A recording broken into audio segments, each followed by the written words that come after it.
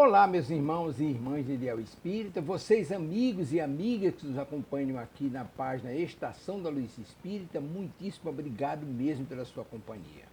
A nossa página Estação da Luz Espírita não tem fins lucrativos, o objetivo é a divulgação da doutrina espírita.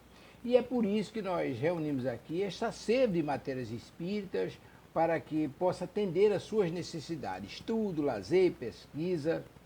Você encontra aqui na nossa página Estação da Luz Espírita os livros da codificação, obras suplementares, entrevistas, palestras e os programas da Web Rádio Estação da Luz de Natal e Web Rádio Cristo Consolador de São Paulo. Ou seja, um acervo que atenda às suas necessidades, sem fins lucrativos. O objetivo é a divulgação da doutrina espírita. E agora eu convido você para nos acompanhar na reprodução de mais esse trabalho imperdível. Muito obrigado mesmo pela sua companhia e vamos juntos!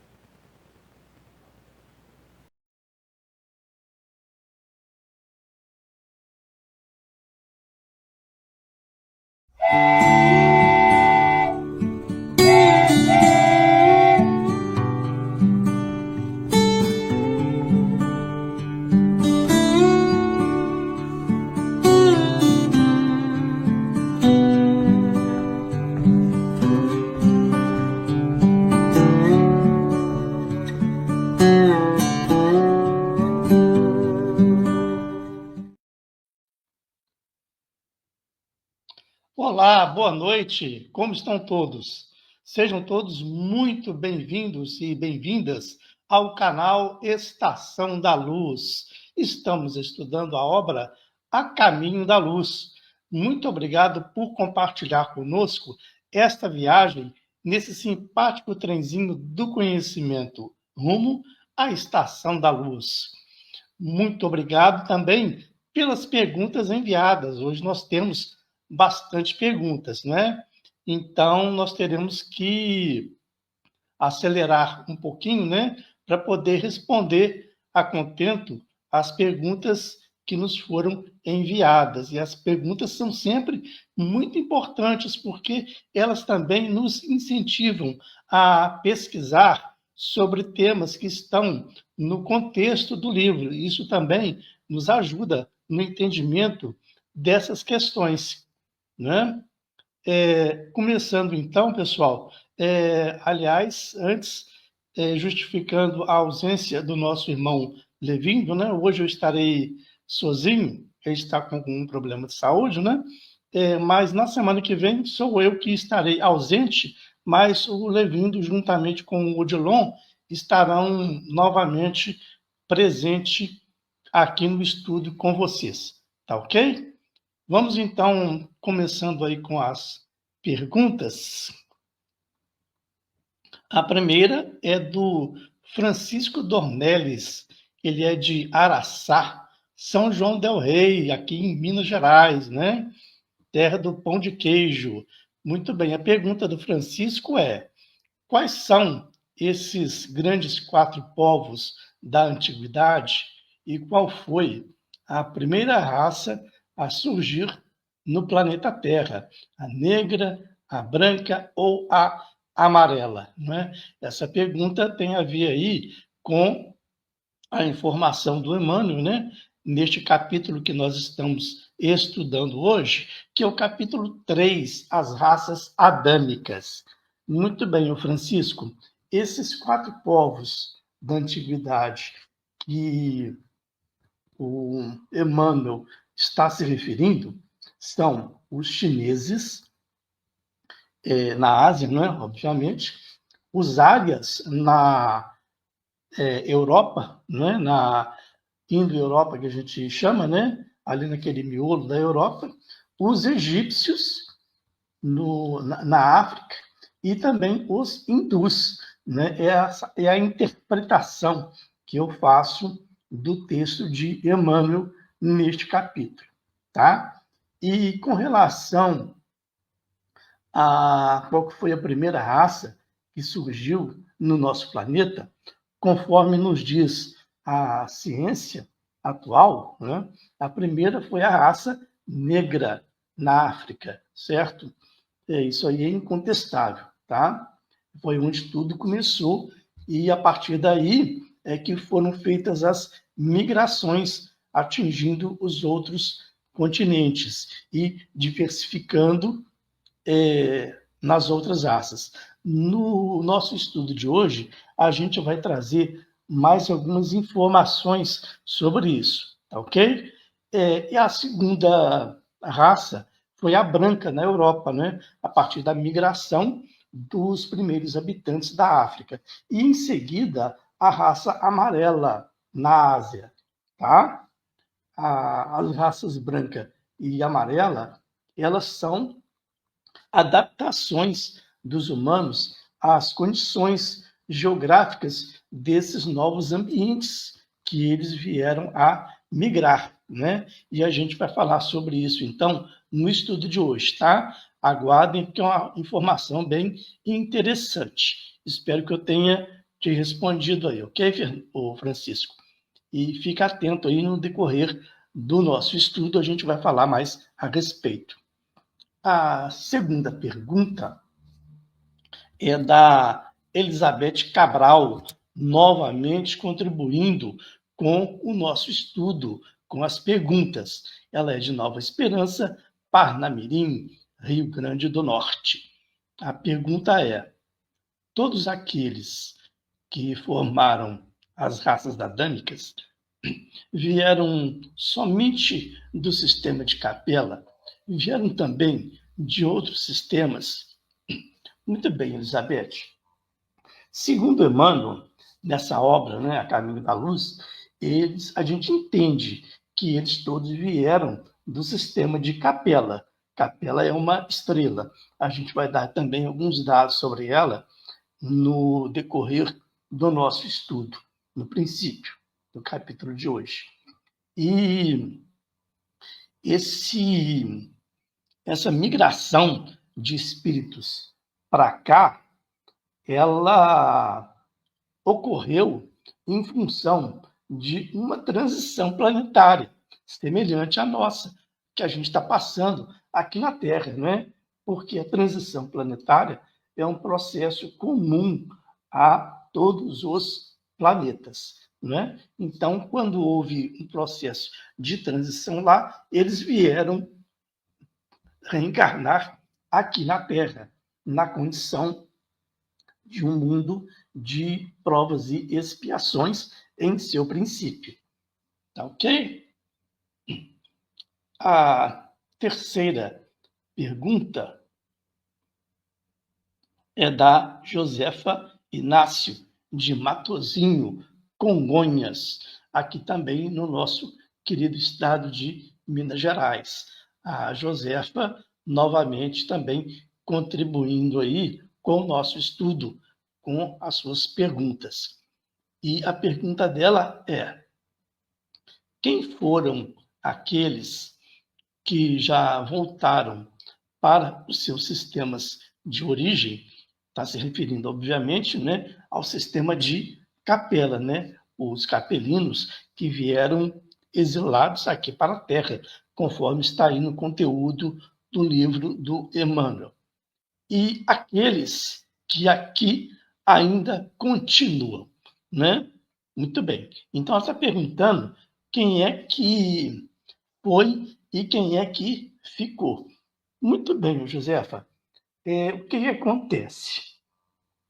O retorno de habitantes para o seu sistema de origem, seja ela qual for, né, qual planeta que seja, ela depende exclusivamente do aprimoramento moral de cada indivíduo, de cada criatura.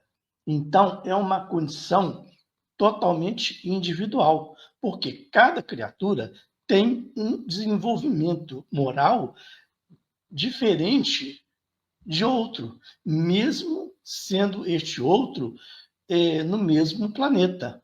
Né? Basta a gente observar aqui no nosso planeta Terra. Né? A gente tem aí pessoas de todos os níveis de desenvolvimento moral e intelectual. Mas o que importa mesmo para definir quem é que vai ficar e quem é que vai mudar de planeta, né, é justamente esta condição moral do indivíduo, tá? Então, não é, toda uma raça, por exemplo, ou toda uma coletividade, não, né? É individual essa questão. Aqueles que não tiverem condições morais de habitar um mundo de regeneração, irão, obviamente, reencarnar em um mundo de expiação e provas, tá certo? A quarta pergunta é do Frank Suassuna, de Bom Jesus, Teresina, Piauí. Muito bem, Frank. A sua pergunta é: por que esses espíritos foram expulsos daquele sistema luminoso e por que agora seremos exilados e para onde nós iremos? A sua pergunta, Frank, tem muito a ver também com a pergunta anterior da Josefa, certo? E o exílio, na realidade, a gente deve interpretar como um mecanismo da transição planetária. Eu acho essa palavra exílio muito forte, não é? Então, ela é um mecanismo da transição planetária, que todos os planetas passam, cada um a seu tempo, obviamente, dependendo da condição da evolução moral dos habitantes daquele planeta. E qual que é o critério de quem vai e de quem fica? É esse que eu respondi aí na pergunta da Josefa, não é? É a condição moral de cada indivíduo. É isso que vai determinar, não é? Quem é que vai permanecer na Terra e fazer jus a um mundo de regeneração e quem é que vai ter que reencarnar em um outro mundo compatível com a condição de mundo de expiação e provas, tá certo? E a gente pode comparar essa questão com uma escola, né? Eu acho uma comparação muito boa. Olha só, numa escola lá no final do ano, né? Todo mundo tem que fazer a prova, né? Para ver se vai passar de ano. E aí o que acontece com aqueles que não passaram de ano? Eles vão ter que repetir todas aquelas matérias, né, que eles não passaram na prova daquelas matérias, vão ter que repetir, né, na mesma sala de aula com os mesmos professores. E aqueles que passaram de ano, obviamente que vão para uma sala de aula melhor, com professores melhores, certo?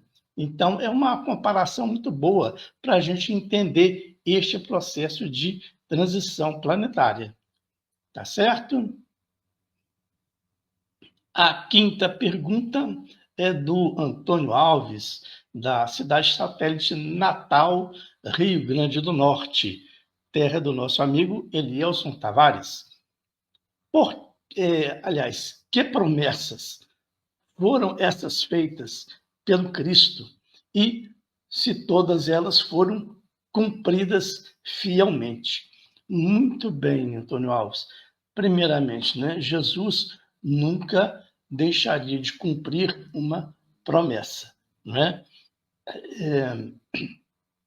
E a resposta à sua pergunta está lá no texto do livro, né? A Caminho da Luz, no início deste capítulo. Entre aspas, né? Emmanuel diz, prometendo-lhe a sua colaboração cotidiana e sua vinda no porvir.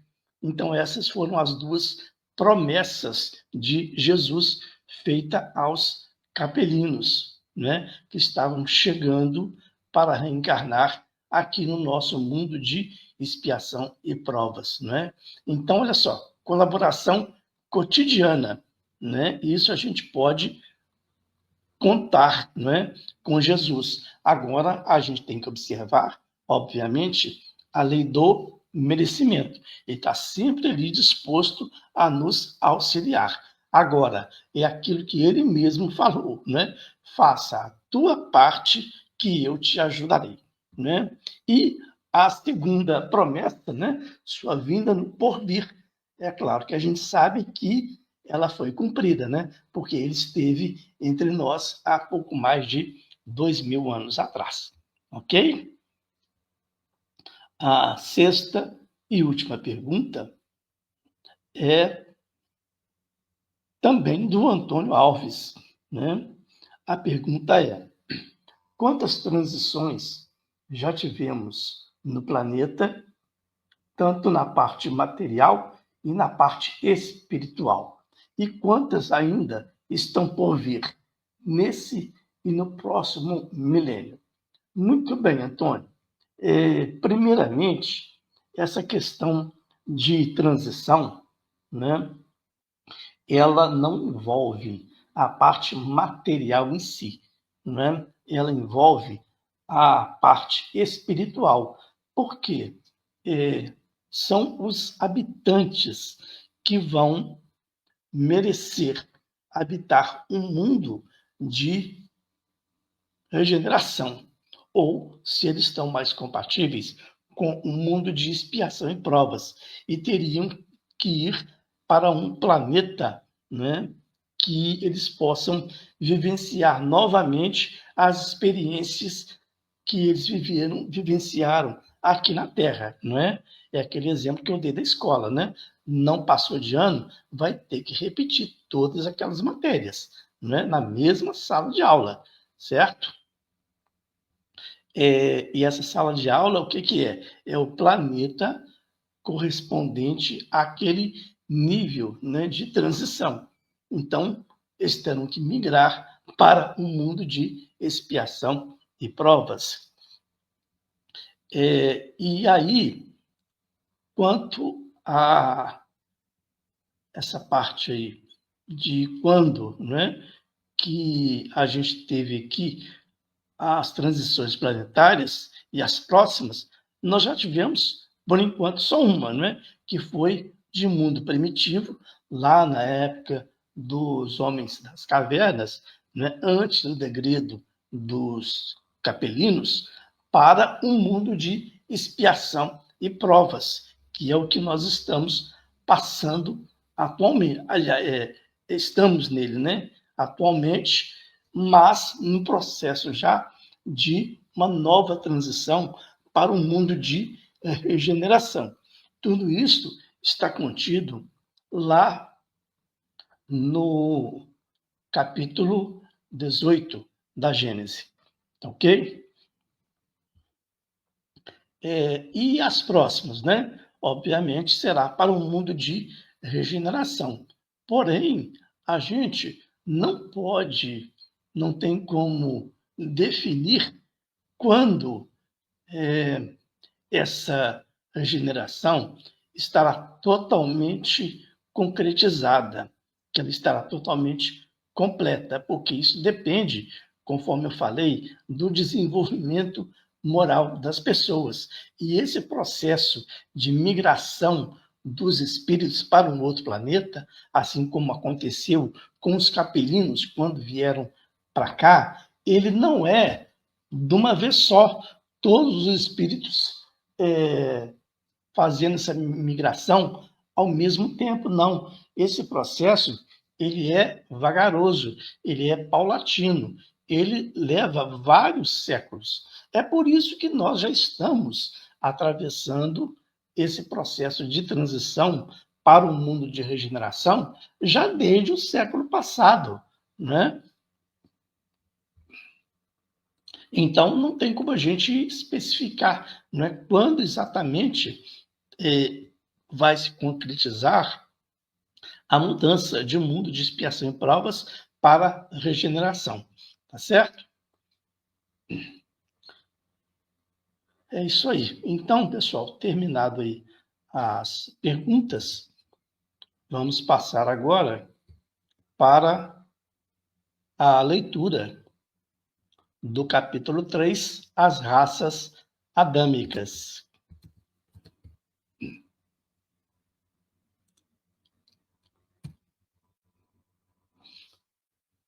falando inicialmente o sistema de Capella. Então, Emmanuel esclarece. Nos mapas zodiacais que os astrônomos terrestres compulsam em seus estudos, observa-se desenhada uma grande estrela na constelação do Cocheiro, que recebeu na Terra o nome de Cabra ou Capella, né? Em astronomia, a constelação do Cocheiro, ela se chama, no genitivo latino, de Auriga. Auriga é o cocheiro, né? E Capella é essa estrela mais brilhante dessa constelação que a gente vê nessa imagem à direita, né? Ela fica, para quem gosta de observar, é uma constelação de verão e fica um pouco mais para o lado norte, tá certo?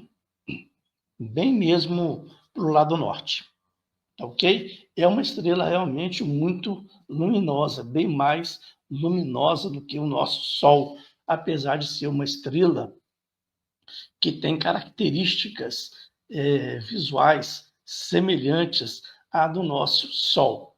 E Capella está situada a uma distância de 42,2 anos-luz aqui da nossa Terra, né? O que significa isso? Significa que se a gente viajasse à velocidade da luz, o que é impossível, né? Nós demoraríamos pouco mais de 42 anos para chegar em Capella, certo? Que é o tempo que a luz viaja daqui até lá. Se Capella se apagasse hoje, a gente só veria ela se apagar daqui a 42 anos. É o tempo que a luz leva para chegar de lá até aqui. Tá entendido? E, na realidade, Capella é um sistema quádruplo. É composto por dois pares de estrelas. Duas estrelas muito grandes, que é o que a gente vê aí nessa imagem da esquerda, tá? Que só é conseguida através de telescópios com aparelhagem especial, tá bem? Com telescópio comum a gente consegue ver as duas estrelas principais do sistema de Capella, né? Do jeito que a gente está vendo essa imagem aí, não, tá certo? Porque é preciso telescópios muito poderosos, né, para poder separar a imagem das duas estrelas. Normalmente a gente enxerga, porque como elas estão muito próximas, né, a gente enxerga como se fosse uma única estrela. Então, quando a gente observa a estrela Capella no céu, na realidade nós estamos enxergando 4 estrelas juntinhas, né? 2 pares de 2 estrelas grandes e 2 estrelas anãs vermelhas, que a gente chama. São estrelas muito pequenininhas, tá? Essas anãs vermelhas. E continuando, Emmanuel, quase todos os mundos que eles são dependentes já se purificaram física e moralmente, examinadas as condições de atraso moral da Terra, onde o homem se reconforta com as vísceras de seus irmãos inferiores, marcham uns contra os outros ao som de hinos guerreiros, desconhecendo os mais comezinhos princípios da fraternidade, né? É como era lá o homem primitivo, certo? Deixa eu tomar uma aguinha, pessoal.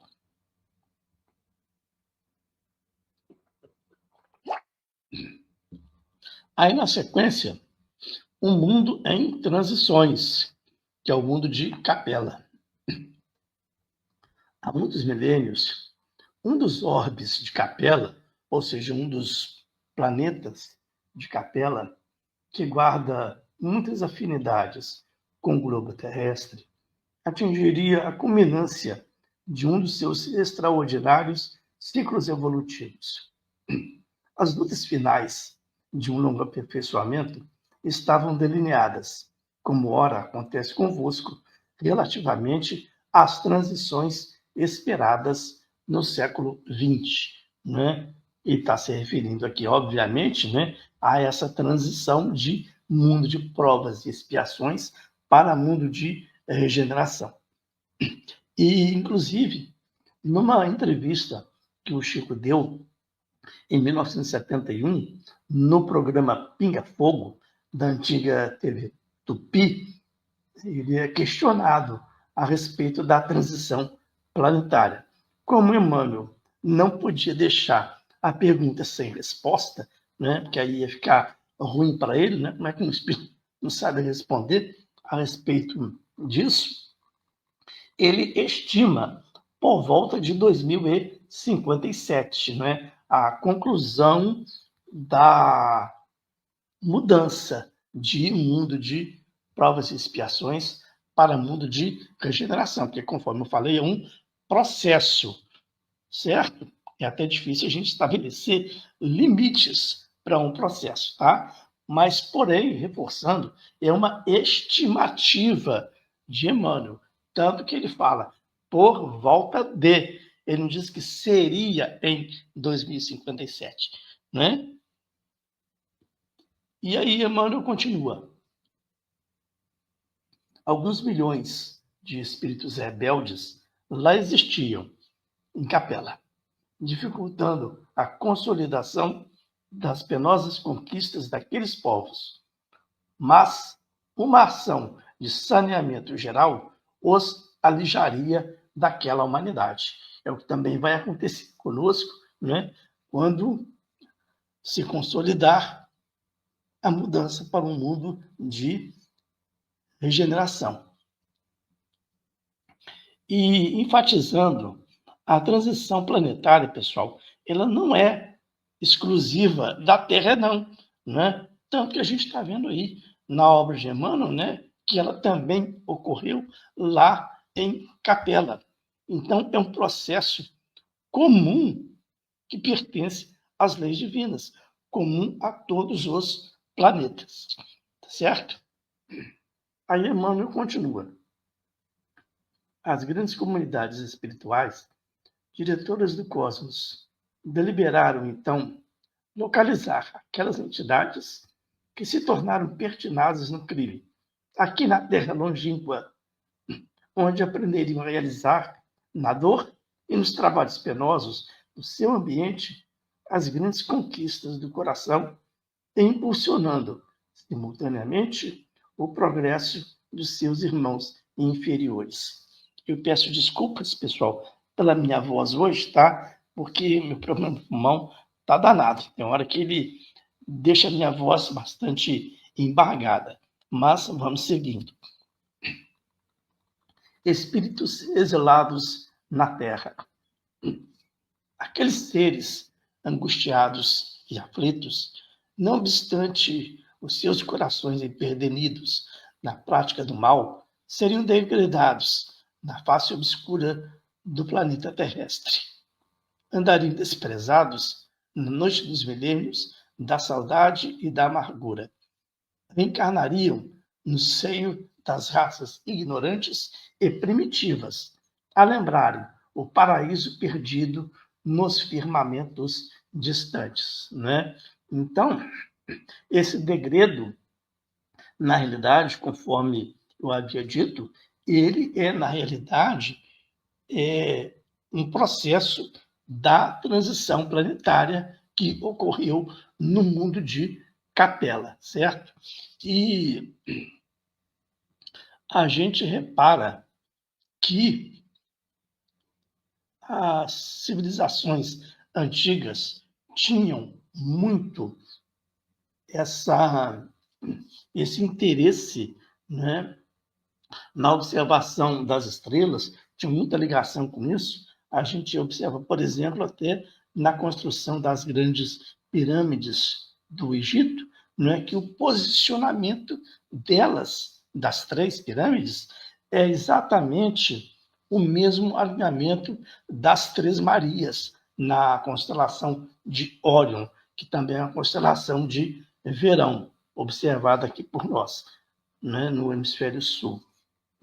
E a gente vê também no monumento megalítico de Stonehenge, que foi construído há 3.100 a.C., é, na realidade, um observatório astronômico, para a gente ver como que as civilizações antigas tinham muita ligação com essas questões das estrelas, né, do Sol.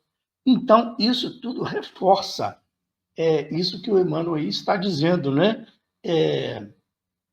Essa saudade, né, de um paraíso perdido nos firmamentos distantes. E a importância do estudo das estrelas é muito grande em toda a história da humanidade, né? Ela está presente nos calendários, acabei repetindo a palavra aí, né? Da navegação, que não está aí, da agricultura e das religiões. Fixação dos caracteres raciais.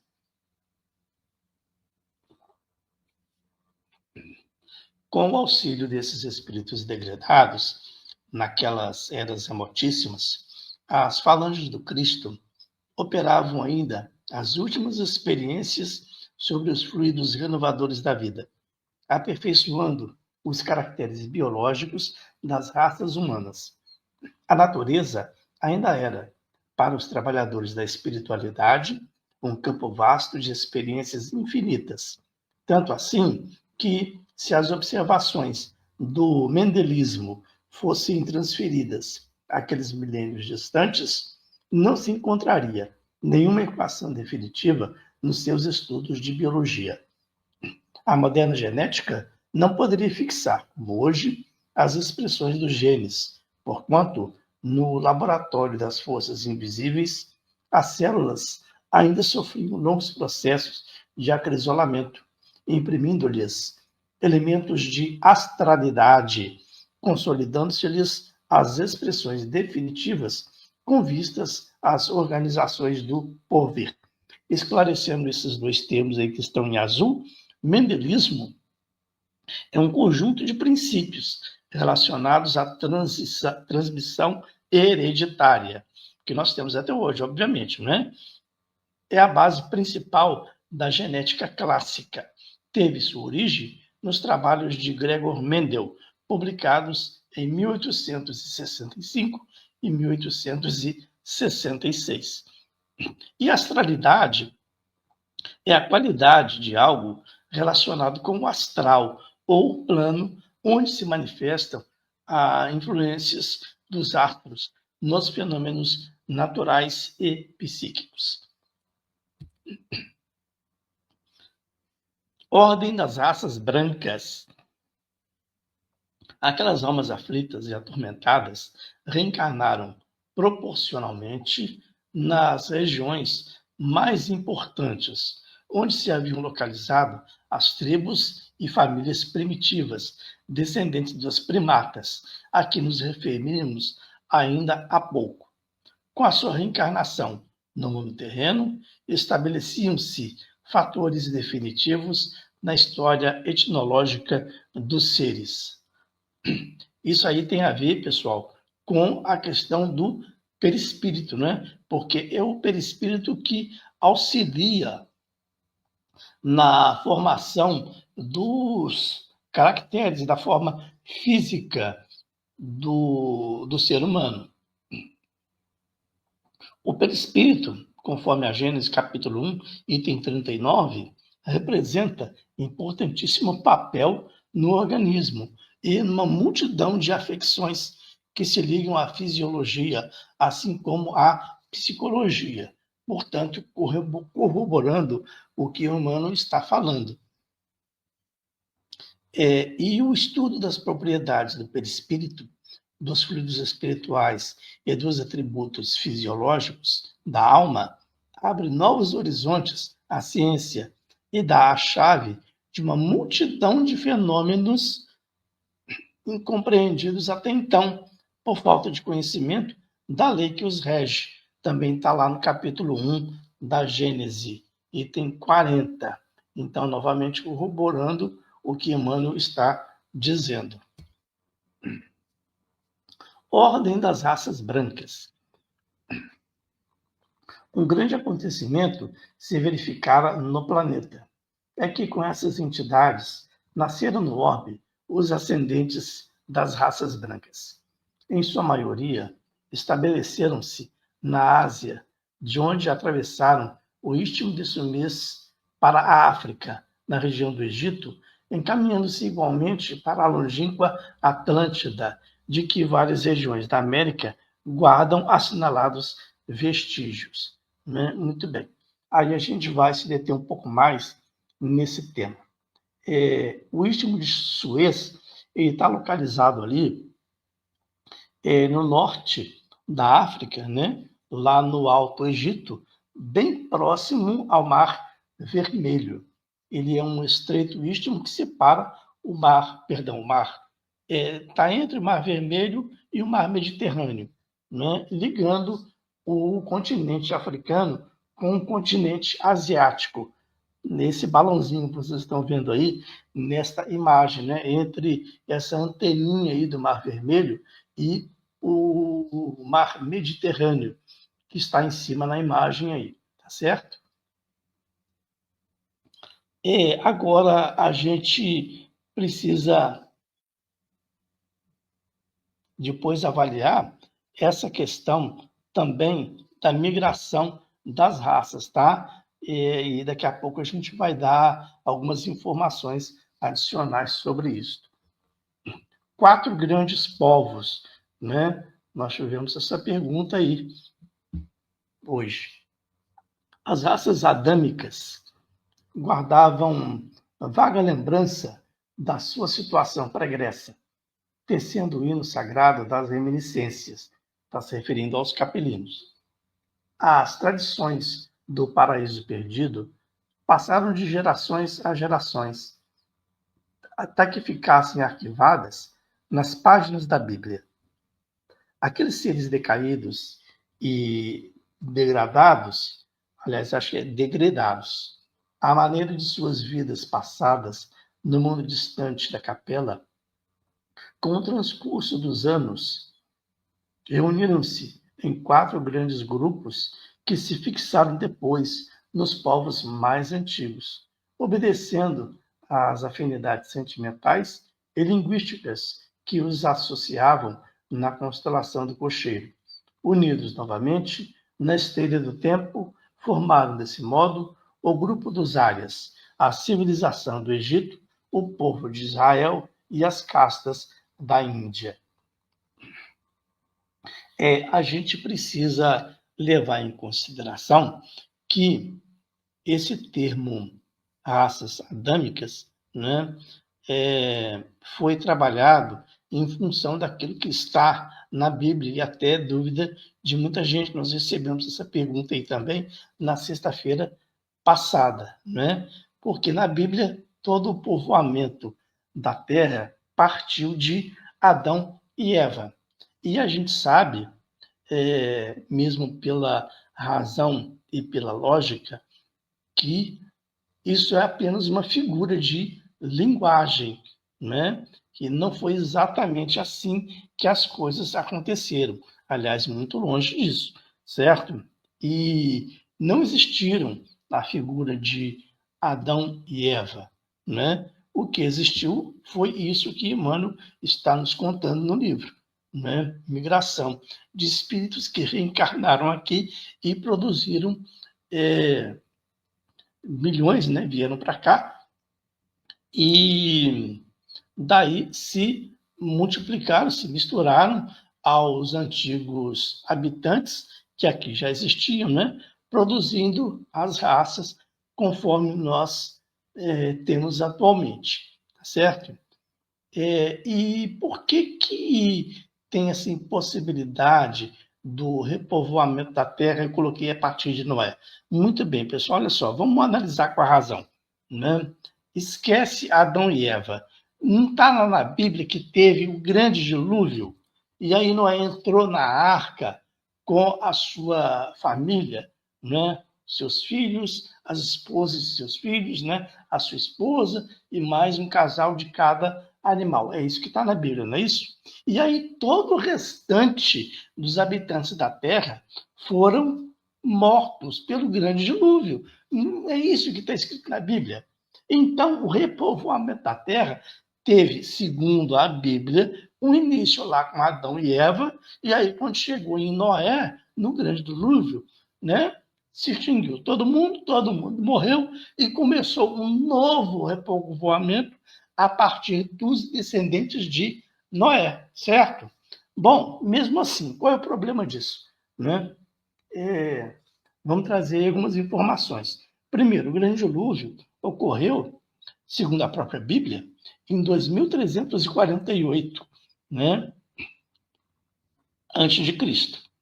E a Terra ela foi repovoada, então, pelos descendentes dos 3 filhos de Noé. Bom, os geneticistas eles estimam que uma população humana viável ela deve começar com centenas ou milhares até de indivíduos para manter uma diversidade suficiente e evitar problemas graves a longo prazo. Então, também tem essa questão biológica envolvida. A coisa não é tão simples assim como diz a Bíblia, não. Tá certo? Então, está aí explicado o porquê da impossibilidade, né, da Terra ter sido toda povoada, que seja por Adão e Eva ou que seja pelos descendentes de Noé. Os 4 grandes povos. Dos ários descende a maioria dos povos brancos da família indo-europeia. Nessa descendência, porém, é necessário incluir os latinos, os celtas e os gregos, além dos germanos e dos eslavos. As 4 grandes massas de degredados formaram os pródromos de toda a organização das civilizações futuras, introduzindo os mais largos benefícios no seio da raça amarela e da raça negra, que já existiam, a raça negra na África, né, e a raça amarela na Ásia. É de grande interesse o estudo de sua movimentação no curso da história. Então, conforme até tinha respondido lá a pergunta, né, no início de hoje, esses 4 grandes povos são os chineses lá, né, os árias, os egípcios e os hindus. Né? Claro que Israel está no meio aí dessa turma toda, né?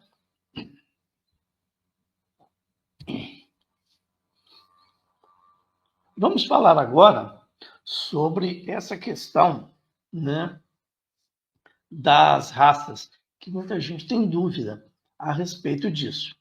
Conforme diz a nossa ciência. Muito bem. A espécie humana, que é o Homo sapiens, ele surgiu na África, né? Isso aí estou falando do homem primitivo, tá, pessoal? Eu não estou falando dos capelinhos que vieram para cá, não. Estou me referindo ao homem primitivo. Há cerca de 300 mil anos. Os primeiros humanos modernos de pele escura, adaptada à alta radiação solar africana. Então, por isso que os africanos têm a pele escura. Foi uma adaptação para poder resistir à radiação solar, né? E na África, por exemplo, tem muitos desertos, né? O Saara é o maior deles. E aí o que aconteceu? Ó? Migrações e adaptação ao ambiente. Com o tempo, grupos de humanos migraram da África para outras partes do mundo e seus corpos se adaptaram a diferentes condições ambientais. Isso acontece em todos os animais também, né? É uma constante da natureza, que é a lei da adaptação. E com relação à pele clara, né? Por que pele clara? Que é associada aí aos europeus, que é a raça branca. Surgiu em populações que migraram para a Europa, da África para a Europa, há cerca de 40 a 50 mil anos atrás. A pele mais clara favorecia a produção de vitamina D em regiões com menor incidência solar, porque na Europa a incidência solar é menor, que está mais próxima do Polo Norte, né? Então, essa adaptação começou a se consolidar há 20 mil anos atrás. Então, olha só como que a geografia, as condições do ambiente influenciam até mesmo no desenvolvimento das criaturas como corpo biológico. Daí essa diversificação de raças. E os traços asiáticos, que são associados à raça amarela. Grupos humanos migraram para a Ásia há cerca de 50 mil anos. Características como olhos com a prega epicântica. O que é a prega epicântica, não é? Traduzindo em palavras que todo mundo conhece. É aquele puxadinho nos olhos, né? Comum lá dos asiáticos. E pele mais clara ou amarelada. São adaptações a climas frios e secos, que é o clima lá da Ásia. Possivelmente também a radiação solar diferente daquela região lá. Essas características se tornaram predominantes entre 20 mil e 10 mil anos atrás nas populações da Ásia Oriental. E a pele escura, ela está associada, obviamente, à raça negra lá da África, né? Que as populações africanas mantiveram essa pigmentação escura original, que é uma adaptação vantajosa para ambientes com alta radiação ultravioleta, não é? Olha como é que a natureza ela vai se adaptando ao longo do tempo, não é? Aos ambientes. Isso é comum, conforme eu falei, a todas as criaturas. Então, não é só com relação à diversificação das raças humanas, não. Todas as espécies animais passam naturalmente por este processo de adaptação. Ok? E falando agora sobre as promessas do Cristo. Tendo ouvido a palavra do Divino Mestre, antes de se estabelecerem no mundo, as raças adâmicas, nos seus grupos insulados, guardaram a reminiscência das promessas do Cristo, que, por sua vez, as fortaleceu no seio das massas, enviando-lhes periodicamente os seus missionários e mensageiros. Eis porque as epopeias do Evangelho foram previstas e cantadas alguns milênios antes da vinda do sublime emissário, né? E a gente verifica realmente que ao longo da nossa história, vários missionários reencarnaram na Terra com essa missão de alavancar o homem. Alguns do ponto de vista intelectual, outros do ponto de vista moral. Aí eu trouxe aí como exemplo o Buda, né? O nome verdadeiro dele é Siddhartha Gautama, que viveu lá no século 6 a.C., que para aquela época, né, deixou muitas lições de moralidade, de paz, alguns conceitos que a gente tem em todas as religiões que ensinam a fraternidade, a tranquilidade, a paz. E Emmanuel continua sobre as promessas do Cristo. Os enviados do infinito falaram na China milenária da celeste figura do Salvador, muitos séculos antes do advento de Jesus. Os iniciados do Egito esperavam-no com as suas profecias. Na Pérsia, idealizaram a sua trajetória, antevendo-lhe os passos nos caminhos do porvir. Na Índia Védica, era conhecida quase toda a história evangélica, que o sol dos milênios futuros iluminaria na região escabrosa da Palestina e o povo de Israel durante muitos séculos. Cantou-lhe as glórias divinas, na exaltação do amor e da resignação, da piedade e do martírio, através da palavra de seus profetas mais eminentes. Então eu trouxe aí para vocês a informação disso que está se referindo aí Emmanuel, né? Que está lá na mitologia egípcia de 3.000 anos antes de Cristo, do hinduísmo na Índia a 2.300 antes de Cristo, do zoroastrismo na Pérsia de 1.700 antes de Cristo, né? E do budismo mais recentemente na Índia, né? No século 11 antes de Cristo, tá certo?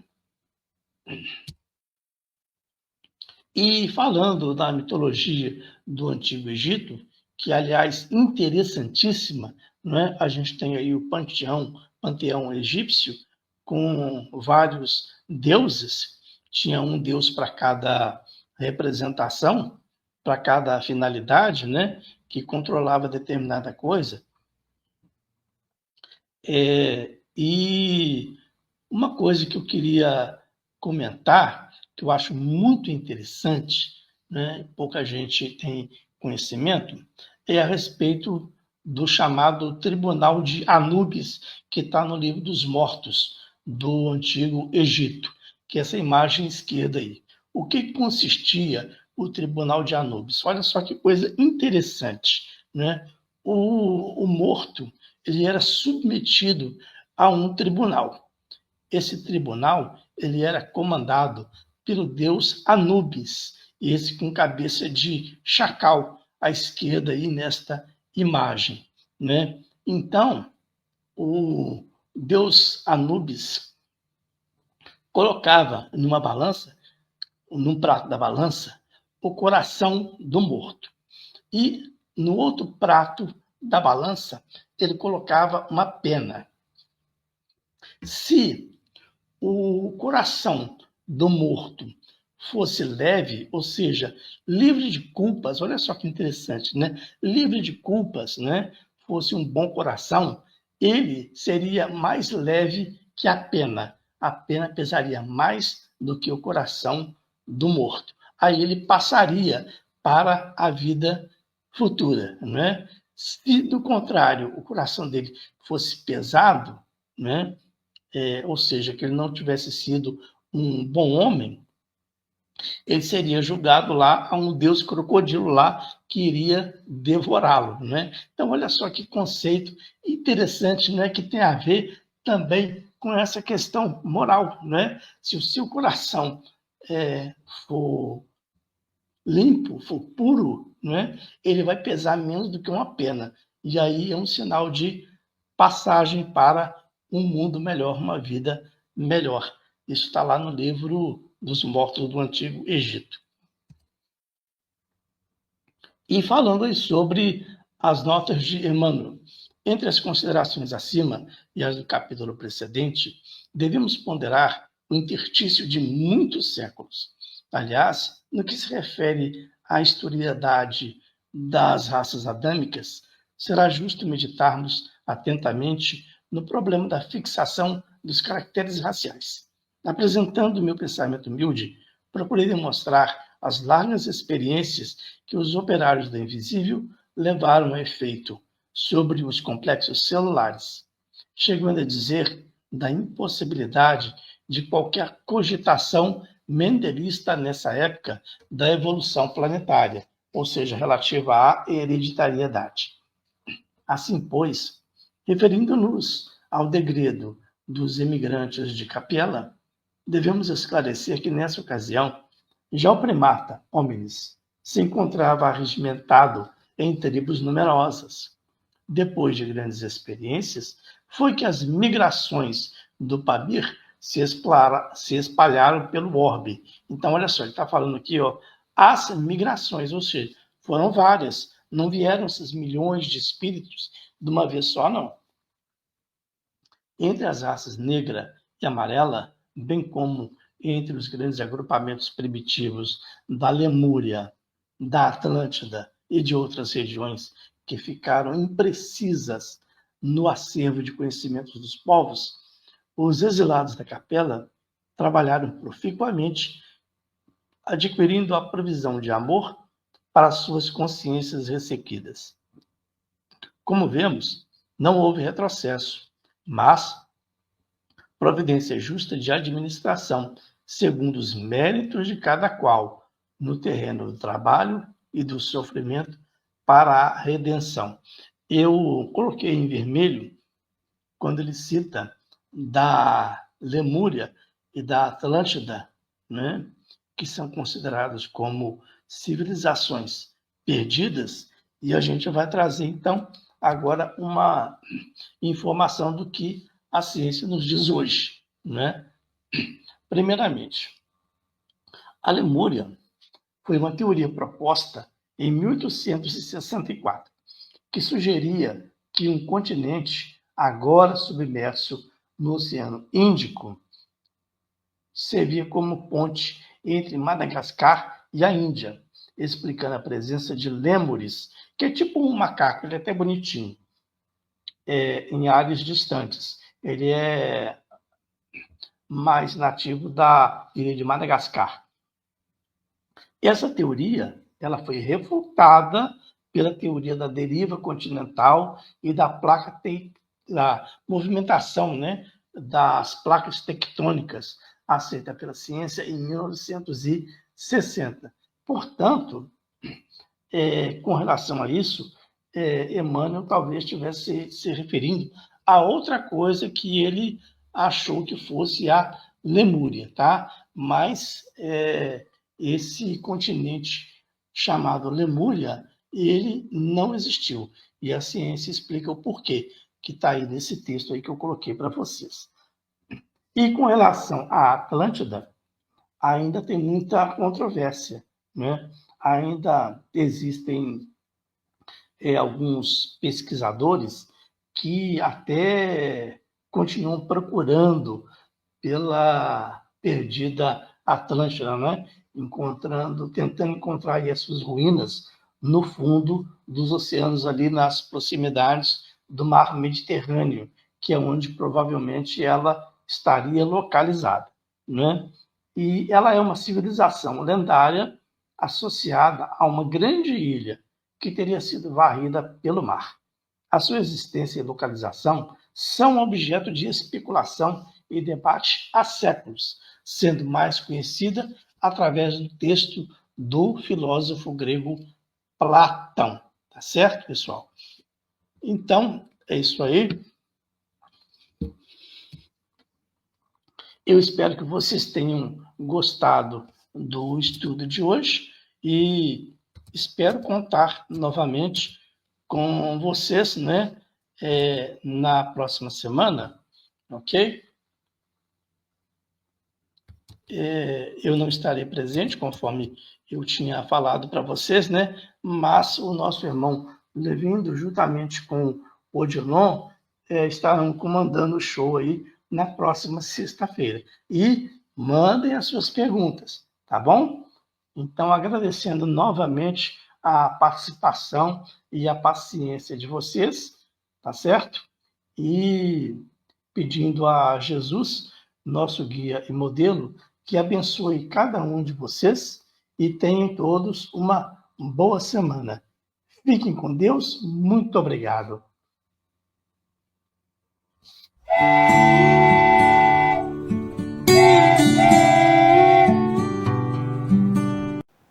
Chegamos ao final da nossa atividade. Muitíssimo obrigado mesmo pela sua companhia e espero você no próximo evento.